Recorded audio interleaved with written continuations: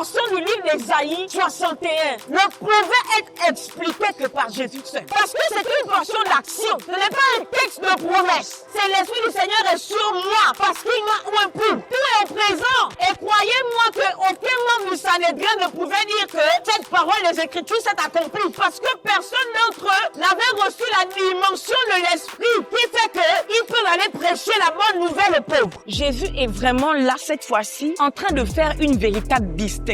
Non pas le Saint-Esprit comme étant une puissance ou une portion de la puissance de Dieu, mais le Saint-Esprit comme un être à part entière. Là, c'est l'Esprit de Dieu lui-même à part entière qui vient comme une entité épouser l'entité de Christ. Ces deux entités qui se clivent ensemble pour pouvoir accomplir l'œuvre du Seigneur. Ici, c'est l'Esprit en tant que personne, pas en tant que puissance, pas en tant qu'onction. Il y a le sur et il y a le pour.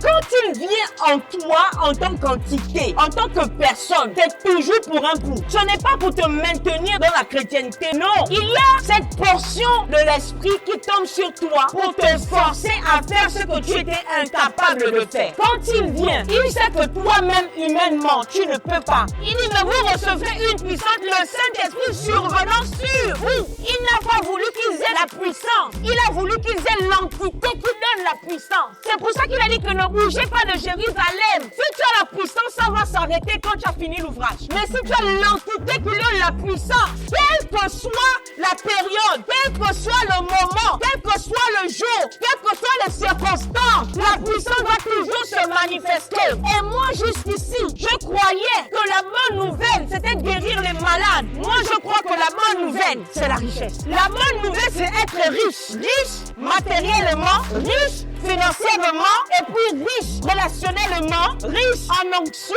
riche en révélation, mais c'est d'abord riche en argent. L'Esprit du Seigneur est sur moi parce qu'il m'a oint pour annoncer une bonne nouvelle aux pauvres. C'est pour dire qu'il y a une dimension de richesse que vous ne connaîtrez jamais s'il n'y a pas l'Esprit du Seigneur sur vous. La Bible déclare que de riche qu'il était, il s'est fait pauvre afin que nous puissions être enrichis. Le sacrifice de Jésus, l'une des premières choses qu'elle est venue régler, c'est de nous repositionner dans la richesse.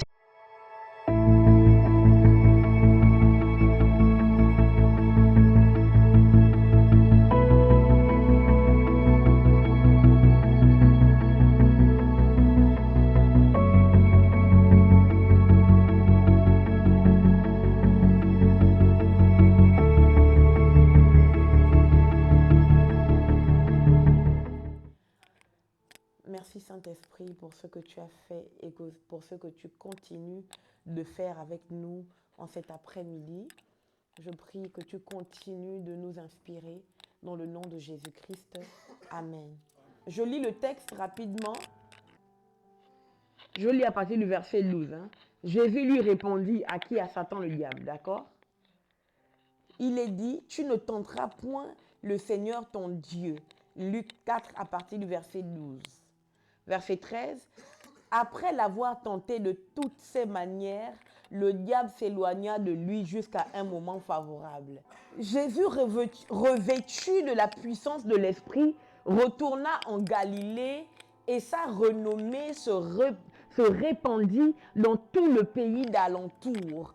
Il enseignait dans les synagogues et il était glorifié par tous. Très beau par rapport à ceux qui doutent que Jésus est Dieu. Alléluia. La Bible déclare qu'il était glorifié par tous. Et Jésus n'a pas corrigé sa glorification. Nous, on peut corriger. Dire que non, pardon, on n'est que des hommes glorifiés Dieu. Mais Jésus n'a pas dit attention. Vous comprenez? Il se rendit à Nazareth où il avait été élevé. C'est très important. Mon ami, c'est en fait pourquoi le texte dit où il avait été élevé. On sait. On sait, la grande. Mais le texte, alléluia, ne dit pas où il avait été élevé en vain. On précise où il avait été élevé pour quelque chose d'important. Alléluia. Pourquoi on précise? On précise ça parce que Nazareth a un problème. Alléluia. Nazareth a toujours eu un problème. On précise où il avait été élevé parce que Nazareth avait un problème. Quand on lit à Nathanaël, que j'ai trouvé Jésus de Nazareth. Hein? Il répond, mais qu'est-ce qui peut venir de bon de Nazareth? Nazareth était une ville marginalisée. Il n'y avait rien, il n'y avait rien d'attrayant à Nazareth. Rien ne se passait. Rien ne se passait. Et moi, je ne comprends pas comment Joseph, descendant de la royauté, va-t-il se perdre à Nazareth? Même si tu l'as fait ton entreprise pour être le charpentier le plus connu, va quand même dans une ville qui bouge. Comment il a fait pour aller à Nazareth, même là où c'est même la ville où il n'y a rien à voir? Il dit, qu'est-ce qui peut sortir de bon de Nazareth? Donc, quand le texte ici précise où il a été élevé, ça veut dire que Nazareth est en train de vivre sa remontada. Nazareth est en train de monter pour Nazareth. Alléluia. Quelque chose va faire en sorte que Nazareth soit en haut. Alléluia. Amen. C'est pour ça qu'on précise où il avait été élevé. Alléluia. Et selon sa coutume, il entra dans la synagogue le jour du sabbat, selon sa coutume. Donc même Jésus, le roi des rois, Jésus, Dieu fait homme, Jésus, Dieu, il avait la coutume, c'est important, il avait la coutume d'aller à l'église. Il avait la coutume d'aller au temple. Ce n'était pas de temps en temps. Comme dans sa coutume. Alléluia. Il entra dans la synagogue le jour du sabbat. Donc, il y avait même un jour précis.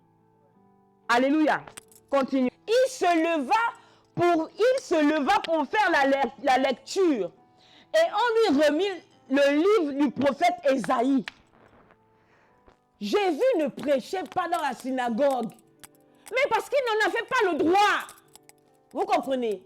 Ce n'était ni un docteur de la loi, ni un sacrificateur reconnu, alléluia, ni un prêtre. Jésus n'était rien. Donc, il ne pouvait que se limiter à la lecture. Alléluia. Donc, les papas, les Nicodème et tous les autres, le Sanhédrin, le clergé de l'époque, eux, ils pouvaient prêcher de temps en temps. Et je me demandais même si on prêche. C'était même possible de prêcher si ce n'est que lire. Ils expliquaient, ils pouvaient expliquer. Sauf que ce n'est pas tous les textes qu'on pouvait expliquer. Impossible qu'on explique tous les textes. Alléluia. Et on lui remit le livre du prophète Ésaïe. Donc c'est eux qui ont choisi le livre que Jésus devait lire. Ça veut donc dire quoi? Ça peut supposer qu'il y avait un explicateur derrière et qui avait pris Jésus comme un lecteur. Parce que si on choisit le livre, ce n'est pas Jésus qui a choisi le livre d'Ésaïe. Alléluia. C'est eux qui ont choisi que Jésus allait lire le livre d'Ésaïe. On peut donc supposer que quelqu'un devait être l'explicateur, si je peux dire ça comme ça. Alléluia. Et Jésus est le lecteur comme dimanche dernier, ministre Kelly était ma lectrice. Alléluia. Et on lui remit le livre du prophète Ésaïe, point. L'ayant déroulé, il trouva l'endroit où il était écrit. Si on dit qu'il trouva, ça veut dire que quand il a ouvert le livre, il cherchait. Vous avez compris? Si on dit qu'il trouva, ça veut dire que quand il prend le livre d'Ésaïe, Jésus cherche ce qu'il va lire. Mais c'est bon. C'est bon pourquoi? Parce que si Jésus cherche ce qu'il va lire, ça veut dire que Jésus a l'intention d'expliquer lui-même. Mais parce que tu ne peux pas chercher et lire en espérant que l'autre soit l'explicateur, puisse... Non! Alléluia! Si on te donne un livre et que quelqu'un doit expliquer, tu prends juste le livre qu'on t'a donné, tu ouvres la première page, tu lis. Mais si tu cherches, c'est que tu as l'intention de faire quelque chose. Alléluia!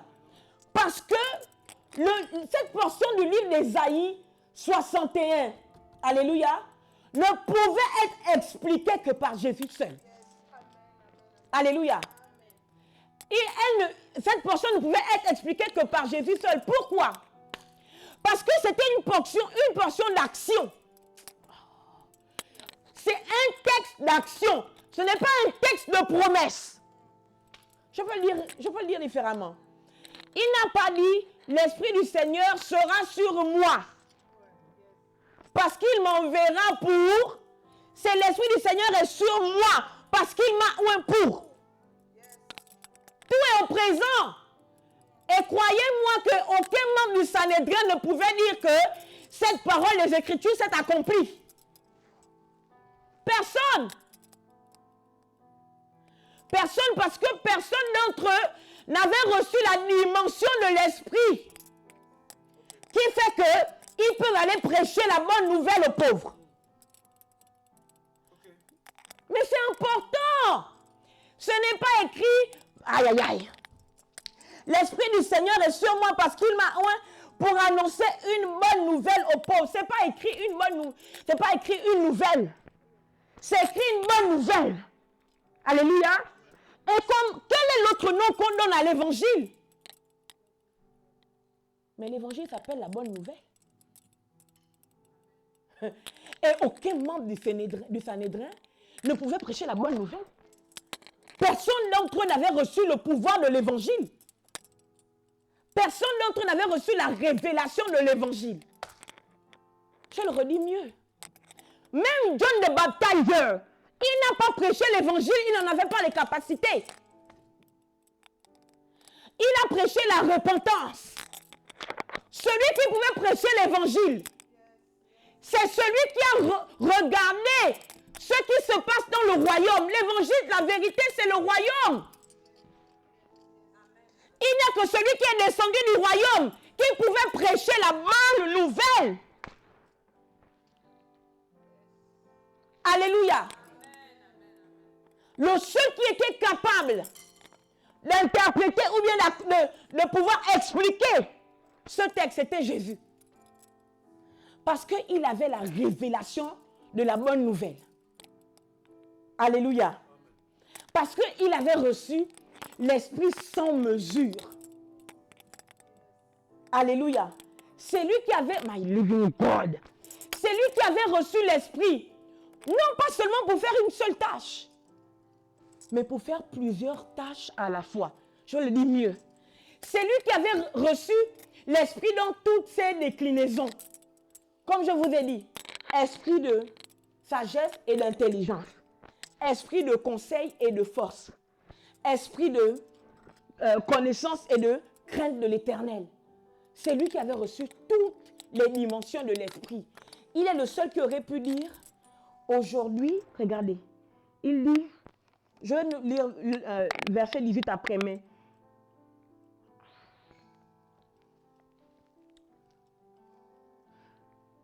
verset 21, il dit, alors il commença à leur dire. Donc il avait prévu de prêcher. Parce que quand il a fini de lire, la Bible dit, ensuite verset 20, il roula le livre, le remit au serviteur et s'assit. Tous ceux qui se trouvaient dans la synagogue avaient les regards fixés sur lui. Ils attendaient. Il y a une façon de lire, non? Il y a une façon de parler de la parole. Même quand tu ouvres seulement la Bible, quand tu commences à lire, ça crée l'attente dans ton auditoire. Les futurs prédicateurs. Si tu ouvres la Bible, prenez avec moi Jean 3, verset 16. Car Dieu a tant aimé le monde. Les gens se disent qu'il m'est fini quand? Mais quand tu ouvres Jean 3, 16. Car Dieu a tant aimé le monde.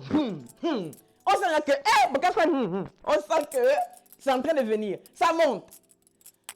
Vous comprenez? Jésus a fini de lire.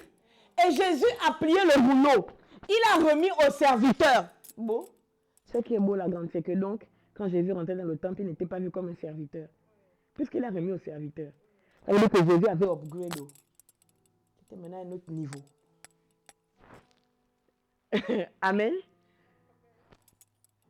Moi, je peux faire le truc là, mot par mot, phrase par phrase. La portion des écrits là. Oui, mais là, on ne peut pas. On n'a pas le temps. Alléluia. Et donc, Jésus dit, verset 21, alors il commença à leur dire 2 points. Aujourd'hui, cette parole de l'Écriture que vous venez l'entendre est accompli. Il est le seul qui pouvait dire ça. Parce que Ésaïe 61, prophète Ésaïe parlait de lui. C'est de lui que le prophète Ésaïe parlait. Alléluia.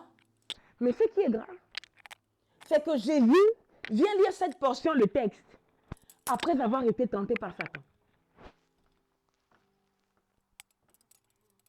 Quand vous lisez le texte au-dessus, avant d'arriver au verset 18, Jésus est en train de vivre un combat où Satan est en train de le tenter. C'est après ça, non, qu'il va dans l'église, grande parenthèse, ceux qui disent qu'ils ne peuvent pas venir à l'église parce qu'ils sont trop pécheurs, parce qu'ils ont trop fait ceci, parce qu'ils ont trop fait cela. Jésus, après avoir vécu la bataille avec Satan, le diable, est quand même venu à l'église. Alléluia. Après ça, c'est là que Jésus tombe sur l'Esprit du Seigneur est sur moi. Ou du moins, c'est là qu'il cherche. L'Esprit du Seigneur est sur moi. Maintenant, je me vais sur ce que Jésus a dit en répétant, en récitant le prophète Ésaïe avec quelques nuances près. Le prophète Ésaïe dit, l'Esprit du Seigneur, l'Éternel, est sur moi. Et le mot esprit chez papa Ésaïe, c'est en petit e. Alléluia. Quand Jésus reprend le texte de papa Ésaïe, c'est l'Esprit du Seigneur est sur moi. Il n'y a pas l'Éternel. Et c'est grand E. Alléluia. Permettez-moi de suggérer ici que Jésus est vraiment là, cette fois-ci, en train de faire une véritable distinction. Non pas le Saint-Esprit comme étant une puissance ou une portion de la puissance de Dieu, mais le Saint-Esprit comme un être à part entière. Ça veut donc dire que, mais c'est trop grave, ça veut donc dire que là, c'est l'Esprit de Dieu lui-même à part entière qui vient comme une entité épouser l'entité de Christ. Alléluia. C'est comme si on prenait la ministre Fleur et on la clipsait à moi. Vous comprenez? C'est deux entités qui se clipsent ensemble pour pouvoir accomplir l'œuvre du Seigneur. Est-ce que vous comprenez? Ici, c'est l'Esprit en tant que personne, pas en tant que puissance, pas en tant qu'onction. C'est l'Esprit en tant que personne qui vient sur Jésus. Alléluia. Et il dit, donc il y a le sur, alléluia, et il y a le pour. L'Esprit du Seigneur est sur moi pour. Quand il vient en toi en tant qu'entité, en tant que personne, c'est toujours pour un pour. Ce n'est pas pour te maintenir dans la chrétienté ou bien... Non, c'est pour un pour. Il y a cette portion de l'Esprit qui tombe sur toi pour te forcer à faire ce que tu étais incapable de faire. Alléluia. Il y a cette rencontre avec l'Esprit. Quand il vient, il sait que toi-même, humainement, tu ne peux pas. Et c'est ce que j'essayais de dire ici, quand la prophétesse Karine prophétisait sur le pasteur Antonia, c'est que vous ne devez pas chercher, ne cherchez pas mon onction. Cherchez celui qui est à l'origine de ce que je manifeste. Il faut que mes esprits vous épousent. Vous comprenez? Parce que ce n'est pas une question d'onction. Amen. Ce n'est pas une question de puissance. C'est une question d'avoir l'être qui fait que quand Dieu bouge, ça se passe comme ça. Alléluia. Non pas l'onction, mais le Dieu qui donne ce type d'onction. C'est pour ça que Ruth a dit, ton mieux sera mon mieux. C'est à cause de ça. Elle n'a pas dit que l'onction qui est sur toi sera sur moi. Elle a dit ton mieux sera mon mieux. Et c'est ce même sort que Jésus a jeté sur les apôtres. Il n'a pas voulu qu'ils aient la puissance. Il a voulu qu'ils aient l'entité qui donne la puissance.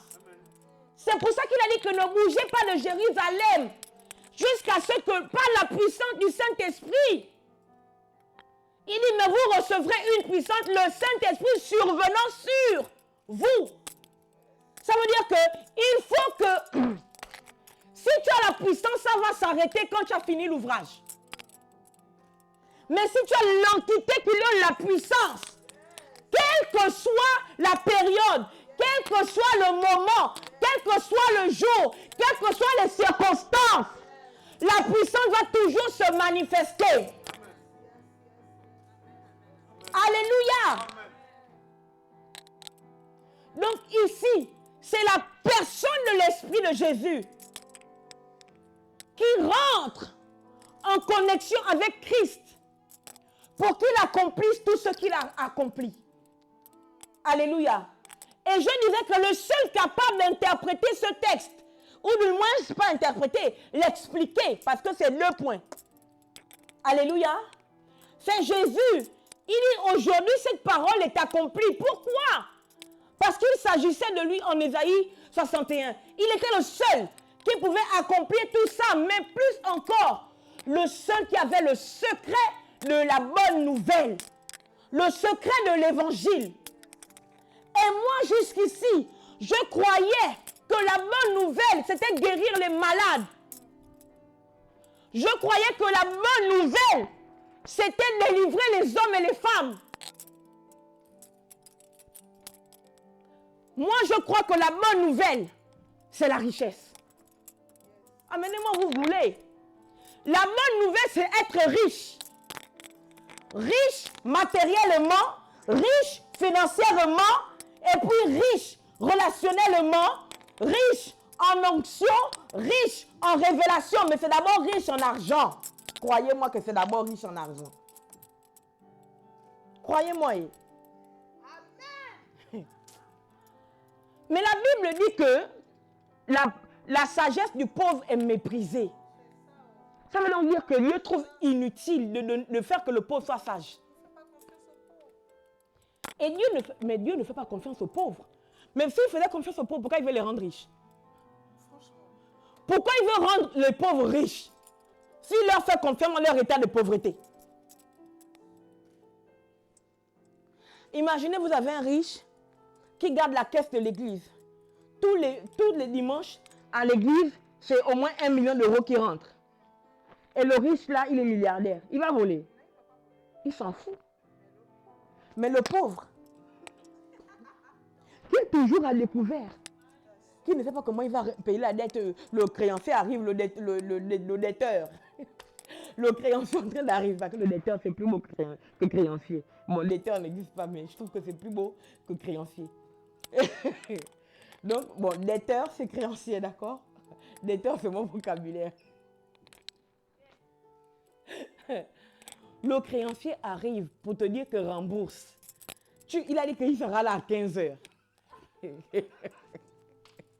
est 14h50. Tu n'as pas. Mais tu sais que c'est toi qui comptes l'argent à l'église. Mais tu vas voler. Tu vas voler en te disant que je rembourse après. Le pasteur ne fera pas. C'est fini, c'est déjà le vol. Mais je vous dis la vérité que la bonne nouvelle, c'est d'abord le fait d'être riche. Pourquoi? Pourquoi ça commence avec « parce qu'il m'a oint pour annoncer une bonne nouvelle aux pauvres ». Pourquoi ça commence avec « annoncer » Parce qu'il aurait pu dire « parce qu'il m'a oint pour… » C'est même très grave. Hein? C'est même très très grave parce que c'est pas pour tout. Mon Dieu. Oh, je suis une prédicatrice. Non, moi-même je me bénis. Moi-même je suis béni. Regarde, c'est pas écrit que, il y a quelqu'un qui écoute bien, hein? Il dit, parce qu'il m'a oint pour annoncer une bonne nouvelle aux pauvres, point virgule. La suite parle bien d'autre chose par rapport à ce qui a été dit. C'est une autre idée. Maintenant écoute, il m'a envoyé pour guérir ceux qui ont le cœur brisé, virgule, pour proclamer aux captifs la délivrance, virgule, et aux aveugles le recouvrement de la vue, pour renvoyer libres les opprimés, pour publier une année de grâce du Seigneur. Donc, toutes les autres choses-là, on peut faire sans être point. Oui. Mais annoncer une bonne nouvelle aux pauvres, tu es obligé d'être point. Mais parce que les plus grands incrédules, ce sont les pauvres.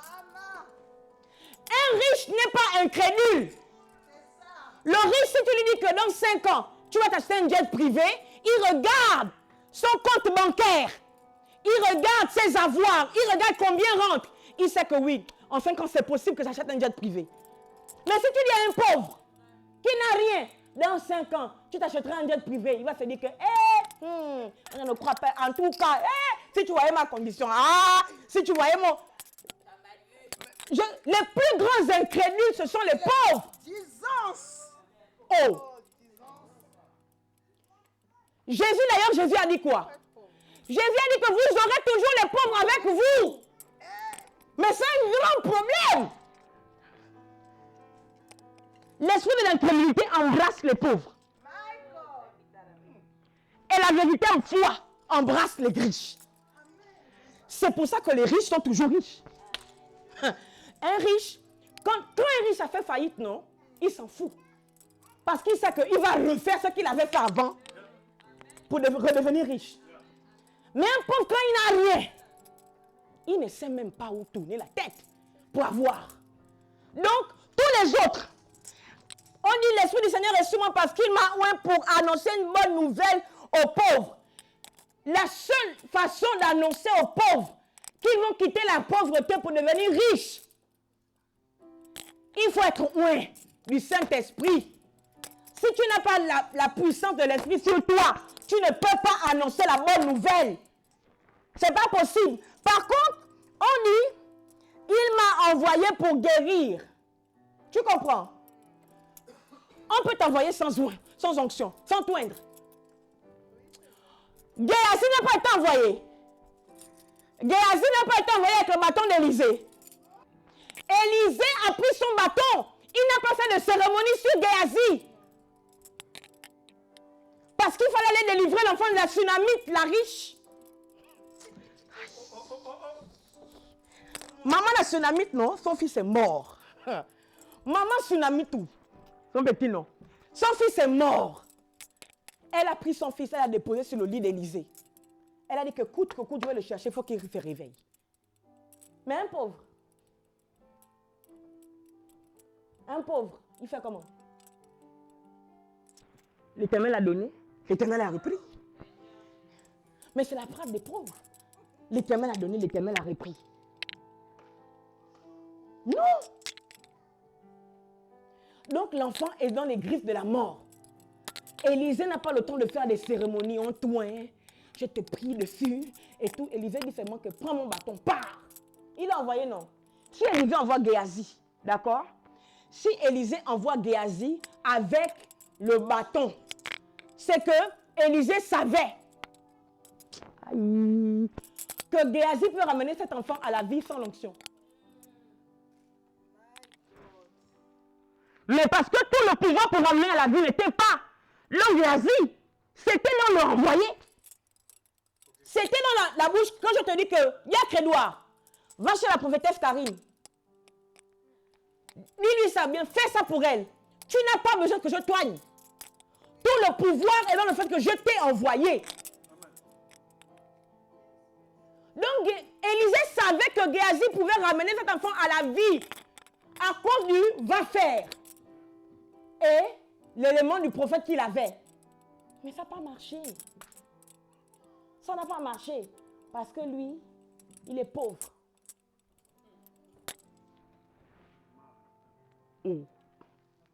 Mais parce qu'il est pauvre, je vous dis la vérité.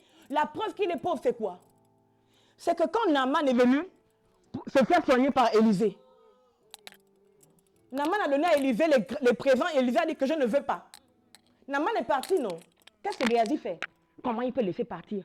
Il a poursuivi Naaman pour dire que finalement mon maître veut. Mon maître veut. Pourquoi il fait ça? Il fait ça à cause de quoi? Mais il était pauvre. La foi ne concorde pas avec la pauvreté. La foi fonctionne avec la richesse.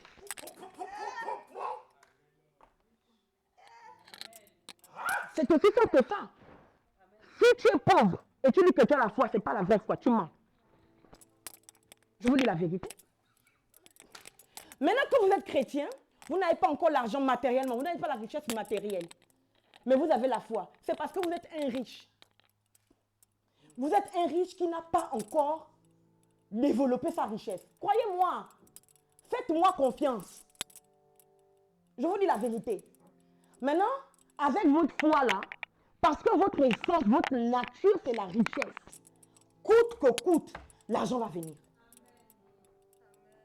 Je vous dis la vérité. Vous êtes d'abord riche à l'origine.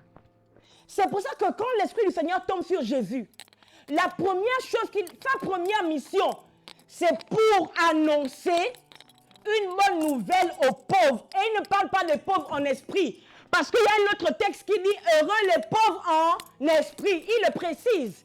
On parle ici donc des pauvres financièrement, matériellement, par rapport à la prospérité. Vous comprenez? La première chose que l'Esprit de Jésus fait quand il le oint, c'est pour annoncer une bonne nouvelle aux pauvres. Pourquoi? Pourquoi? Parce que, my God, parce que la dimension avec laquelle l'Esprit de Dieu tombe sur Jésus pour annoncer, alléluia, c'est la dimension, c'est de l'Esprit qui se mouvait au-dessus des eaux. Vous comprenez? C'est la dimension de l'Esprit du commencement. Vous comprenez? J'arrive, hein? C'est la dimension du commencement. C'est cet esprit-là, non, qui était témoin de ce que le premier homme était un milliardaire. Je dis mieux. Le premier homme était un roi infaillible. Il avait toutes les richesses de l'univers pour lui. Et l'une des premières choses qu'il a perdues quand il a transféré sa puissance au diable, c'est la richesse de tout l'univers. Pourquoi? Parce que la Bible déclare que Dieu l'a posé en Éden, là où il y avait toutes les richesses. Et quand il a péché, Dieu l'a sorti de l'Éden. Donc la véritable richesse de l'homme se trouve en Éden. Or, dans l'Éden, il y avait la présence de Dieu. Je dis mieux. L'Éden était l'endroit du rendez-vous de l'homme avec Dieu. Je le redis mieux. Dieu ne vivait pas en Éden, mais Adam, oui. Alléluia. Or, le lieu de rendez-vous entre Dieu et Adam le riche, c'est important. Entre Dieu et Adam le riche, c'était en Éden. Maintenant, quand Adam est devenu riche, il ne peut plus habiter en pauvre. Quand Adam est devenu pauvre, il ne peut plus habiter en Éden. On le localise et on le laisse aller errer là où la terre va lui produire des ronces. Alléluia. Amen. Ça veut donc dire quoi? Ça veut dire que quand l'Esprit du Seigneur est sur toi et que Jésus te prêche la bonne nouvelle c'est quoi? La bonne nouvelle c'est que tu es descendant du royaume des cieux. Or, le royaume des cieux est en étroite corrélation avec l'Éden. L'Éden, c'est une atmosphère là où l'homme est obligé d'être riche. Et parce que l'homme est riche, Dieu n'a pas de mal à trouver l'homme. Oh, je vous ennuie. Vous comprenez, non? Dieu n'a pas de mal à rencontrer les hommes riches. Ce qu'on vous dit, c'est le diable qui nous a dit ça. Que les riches, c'est difficile de leur prêcher l'évangile. C'est faux. C'est plus difficile de prêcher l'évangile à un pauvre qu'à un riche. Mais quand Jésus est rentré chez Zachée, est-ce que Jésus a beaucoup tergiversé? Jésus a beaucoup parlé. Regarde, pour les pauvres, Jésus a eu besoin de 3 jours. Et il ne pouvait pas croire en Jésus tant que Jésus ne multiplie pas les pains et les poissons. Or, pour Zachée, il n'a eu besoin que de quelques heures. Et mieux. Pour Zachée a dû dépenser d'abord pour que Jésus vienne manger. Parce que ce n'est pas Jésus qui a amené la nourriture. Hein? Donc, l'un des signes que tu es pauvre, non? Et que ça ne va pas finir, non? c'est que tu ne sais pas donner à Jésus. Et l'un des signes qui montre que tu es riche, et que même si pour le moment tu n'as encore rien, c'est que tu sais donner à Dieu. Tu ne discutes pas l'offrande. Tu ne discutes pas la dîme. Parce qu'un richard ne discute jamais l'offrande et la dîme. Merci. Un richard sait que pour continuer d'être riche, il faut faire les sacrifices. Il faut faire les rituels. Et l'offrande et le rituel est l'un des sacrifices. L'offrande et la dîme, c'est un des rituels les plus grands des riches. C'est pour ça que même quand un riche est riche du côté du diable, vous comprenez, il fait toujours les sacrifices. Il paie les bœufs, il va donner à son féticheur pour que le féticheur assassine les bœufs, pour faire couler le sang. Vous comprenez? Il va donner aux orphelinats, il va donner... Oh, un vrai riche fait toujours des dons. Il fait toujours des sacrifices parce qu'ils ont compris que l'un des rituels qui maîtrise la richesse, c'est le fait de donner, c'est le fait de sacrifier, faire les dons, faire les dîmes. Les sorciers, non, je veux dire les maçons, les gens qui sont de l'autre côté des ténèbres là, ils connaissent enlever le dixième. Ils connaissent enlever, sauf nous, sauf les chrétiens. C'est l'une des preuves de leur profonde pauvreté. Alléluia. Donc, l'Esprit du Seigneur est sur moi pour. Alléluia.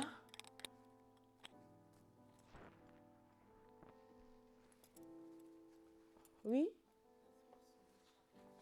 Ah oui. C'est bien le Seigneur qui veut que je récupère mon écharpe. Donc, l'Esprit du Seigneur est sur moi parce qu'il m'a oint pour annoncer une bonne nouvelle aux pauvres. Alléluia. C'est pour dire que il y a une dimension de richesse que vous ne connaîtrez jamais s'il n'y a pas l'Esprit du Seigneur sur vous. Maintenant, je vous le dis mieux. On est pauvre à cause de quelque chose. L'être humain, en réalité, n'est pas supposé être pauvre. Parce que si nous descendons d'Adam, alléluia, et je ne parle pas du premier Adam, je parle du second Adam. Alléluia. La Bible déclare que de riche qu'il était, il s'est fait pauvre, afin que nous puissions être enrichis. C'est ce que le texte dit, non? Alléluia.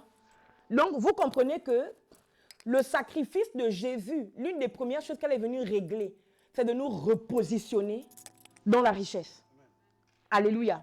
Donc, quand il dit pour annoncer une bonne nouvelle aux pauvres, donc toi-même, tu dois aussi pouvoir dire que l'Esprit du Seigneur est sur moi pour annoncer une bonne nouvelle aux pauvres. Maintenant, t'es pauvre, c'est quoi? T'es pauvre parce que les pauvres de Jésus, c'était nous autres, non? Il nous a prêché la bonne nouvelle du royaume des cieux. Et quand vous regardez tous les textes où Jésus commence, le royaume des cieux est semblable à un homme qui avait un champ, est semblable à un roi. Tous les semblables à les sujets que Jésus utilise, c'est toujours les gars qui sont riches. C'est jamais écrit le royaume des cieux est semblable à un homme pauvre qui n'avait absolument rien et puis il est venu le voir. Jamais. Je vous dis que l'évangile, c'est la richesse des... Oh. Je vous explique ça comme lisez. Alléluia. Donc les pauvres de Jésus, c'est nous, non? Qui avons été obstrués par le diable. Et puis on avait tout perdu, on ne réalisait pas qu'on était riche. Jésus vient nous dire que sortez de la pauvreté. En réalité, vous sortez de Dieu. Vous venez de Dieu. Et ceux qui viennent de Dieu ne sont pas pauvres. Alléluia. Maintenant, toi, quand tu vas dire comme Jésus, l'Esprit du Seigneur est sur moi. Parce que toi aussi, l'Esprit du Seigneur est sur toi. Puisqu'il y a eu la Pentecôte. Alléluia. Pour annoncer la première chose que tu fais avec le Saint-Esprit, c'est que tu dois annoncer une bonne nouvelle à tes pauvres. Tes pauvres, c'est quoi? Ou tes pauvres, c'est qui? Ton premier pauvre, c'est toi-même. C'est ta mentalité. Tu dois commencer à annoncer à ta mentalité que tu es riche. J'explique. La Bible déclare que ne vous conformez pas au siècle présent. D'accord? Mais il faut que je lise, pour que vous voyez la nuance. Attention.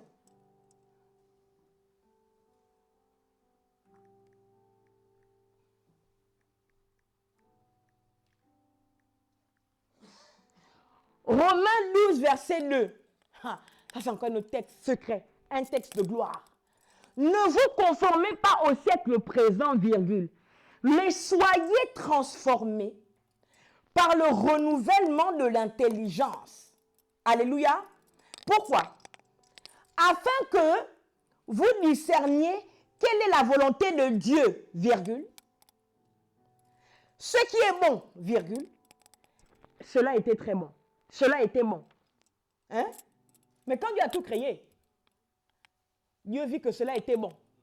Donc, le minimum pour quelqu'un qui descend de Dieu et qui a le Saint-Esprit, c'est bon. Le minimum pour quelqu'un qui a le Saint-Esprit, qui a été sauvé par le sacrifice de Jésus, ton minimum, c'est-à-dire que quand tu es par terre, le bas des bas, c'est bon. Mais parce qu'à l'origine, il a dit cela était bon. Il crée ceci et Dieu vit que cela était bon. Et Dieu vit que cela était bon. C'est pas ça. L'autre ici, on dit, que vous discerniez quelle est la volonté de Dieu. Donc la volonté de Dieu pour toi. S'il y a le minimum, c'est bon. Vous comprenez? Que vous discerniez quelle est la volonté de Dieu, virgule, ce qui est bon, virgule, agréable et parfait. Vous comprenez? Donc ta base. Non, je disais que ton pauvre, c'est toi, non? La première dimension pauvre de toi, c'est ta mentalité. C'est pourquoi en Romains 12, il dit, ne vous conformez pas au siècle présent. Le siècle présent dit que quand tu n'as pas un parent riche, si tu commences avec les parents pauvres, c'est fini pour toi, tu seras pauvre jusqu'à la vie, jusqu'à la mort. C'est faux. D'accord? Le siècle présent dit que si tu as découvert, tu seras pauvre toute ta vie. C'est faux. Vous comprenez? Le siècle présent te dit que, en tout cas, si tu n'as pas un travail, tu ne peux pas être riche. C'est encore faux. Le siècle présent te dit que c'est le travail qui te rend riche. C'est encore faux. Maintenant, regardez, il dit, ne vous conformez pas au siècle présent, virgule, mais soyez transformés. Ce n'est pas écrit, transformez-vous. Ce n'est pas écrit, transformez-vous. Ce n'est pas écrit, faites l'effort pour vous transformer. C'est écrit, soyez transformés. Ça veut dire qu'il y a un transformateur derrière. Qui peut vous... Quand on dit soyez. Soyez ne veut pas dire que tu dois te transformer toi-même. C'est qu'il y a quelque chose qui doit se passer pour que tu deviennes transformé. D'accord? Pour que tu sois transformé. Regardez. Mais soyez transformés par... C'est la preuve que ce n'est pas ton homme qui te transforme. Par le renouvellement de l'intelligence. Or, la Bible dit quoi? Et l'esprit reposera sur lui. Esprit de sagesse. Donc, quand Ésaïe 11 parle, la première dimension qu'il injecte à Jésus, c'est quoi? Sagesse et intelligence. Mais pourquoi? Parce que tout ce que tu es, c'est en fonction de ton mind, de tes pensées, de ton niveau d'intelligence, de ton niveau de sagesse. Vous comprenez? Donc la richesse que Dieu donne à Salomon est fonction de la sagesse qu'il a obtenue de Dieu. Plus tu es riche, plus tu dois monter en sagesse. Et ce qui tue le fils prodigue, c'est quoi? C'est que sa richesse dépassait sa dimension d'intelligence et de sagesse. C'est fini. C'est fini. Alléluia. Soyez transformés par le renouvellement de l'intelligence, afin que vous discerniez quelle est la volonté de Dieu. Donc, quand l'Esprit est tombé sur nous, il façonne notre intelligence pour que nous, on ne se fasse plus berner par le diable. Vous comprenez? Le diable qui te dit que ce découvert, tu ne vas pas t'en sortir, tu seras toujours pauvre. Dès que le Saint-Esprit est rentré en toi, il t'a affecté. Il a affecté ton mind. Tu comprends que le découvert n'est qu'un passage. Mais en réalité, toi, tu es riche. Est-ce que vous comprenez? Alléluia. L'Esprit du Seigneur est sur moi. Je sens que je vais continuer ça la semaine prochaine. Parce qu'il faut qu'on parle des autres choses, non? Puisque je suis resté focalisé seulement sur la richesse. Alléluia. L'Esprit du Seigneur est sur moi parce qu'il m'a oint pour annoncer une bonne nouvelle aux pauvres. Et la bonne nouvelle de Jésus-Christ, c'est le gospel, c'est l'évangile. Alléluia. C'est évangélion. Alléluia. Et l'évangile, c'est le message du royaume. Alléluia. L'évangile, c'est le message du royaume. Et qu'est-ce que le royaume nous dit en premier? Le royaume nous dit que nous sommes descendants de Dieu, que donc nous sommes des rois. C'est pour ça que Jésus s'appelle le roi des rois. Or, j'ai rarement vu un roi pauvre. Donc aujourd'hui, nous allons travailler nos argents. Aujourd'hui, je souhaiterais que tu prennes ta carte bancaire ou que tu ailles sur ton application bancaire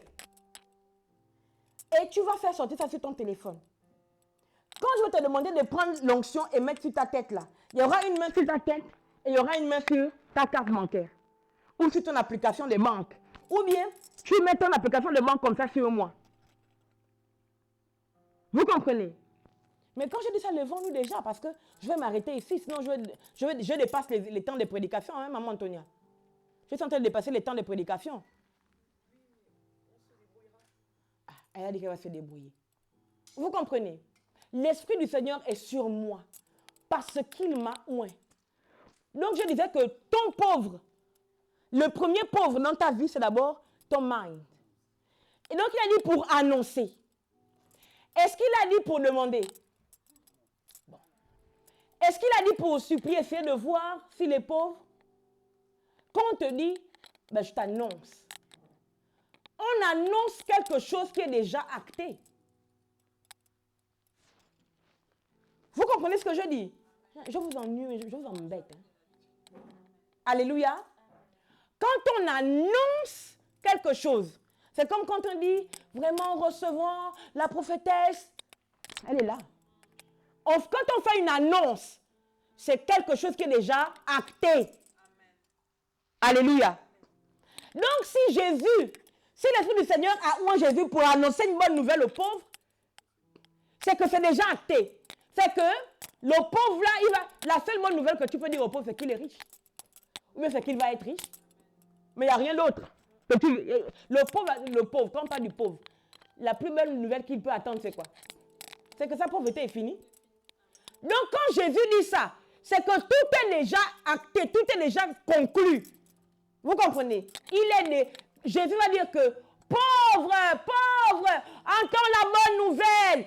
Tu es riche, désormais tu es riche, désormais tu es riche. Alléluia. Donc c'est le premier pauvre de toi-même, c'est ta mentalité.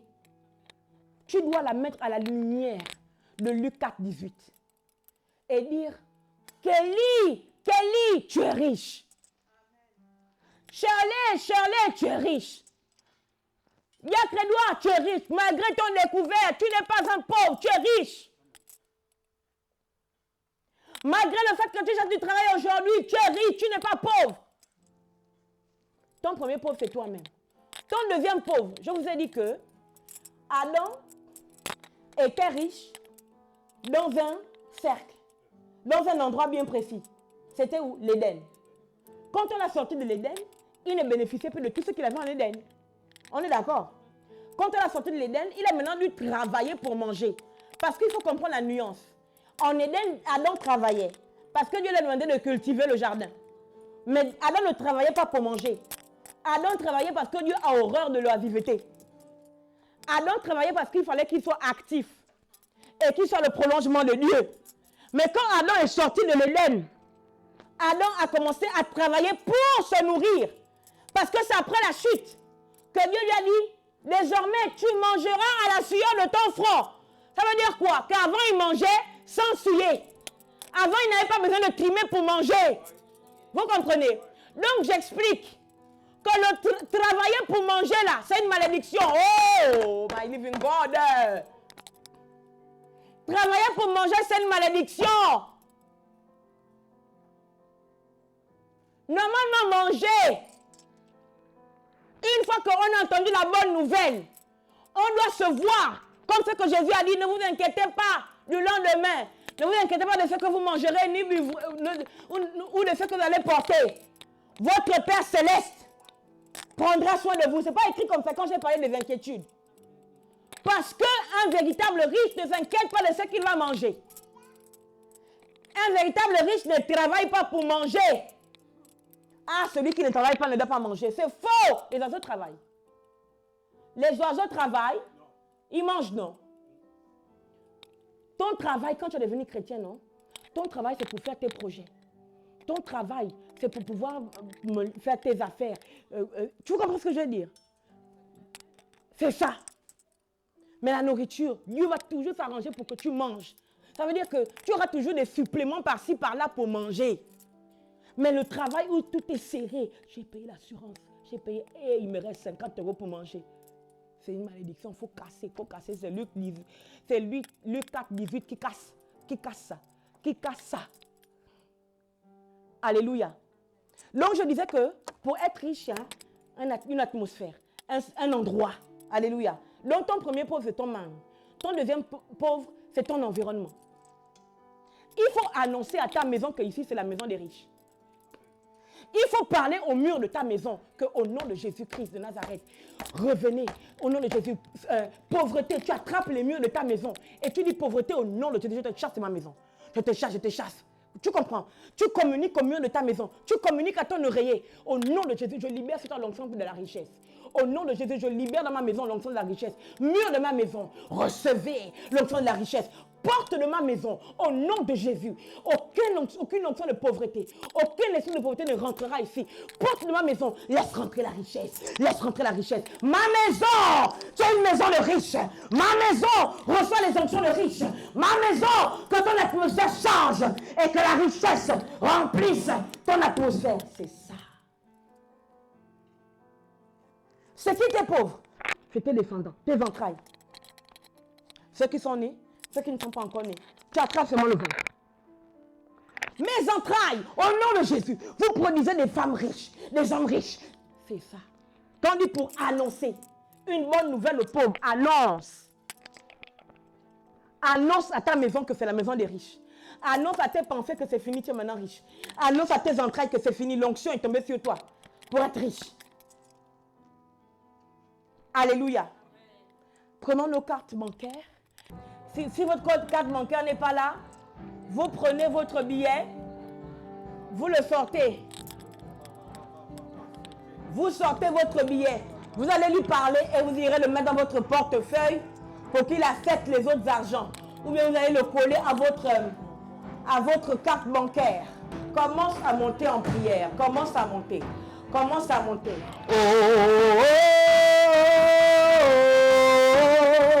Oh, l'Esprit du Seigneur sur moi. Oh,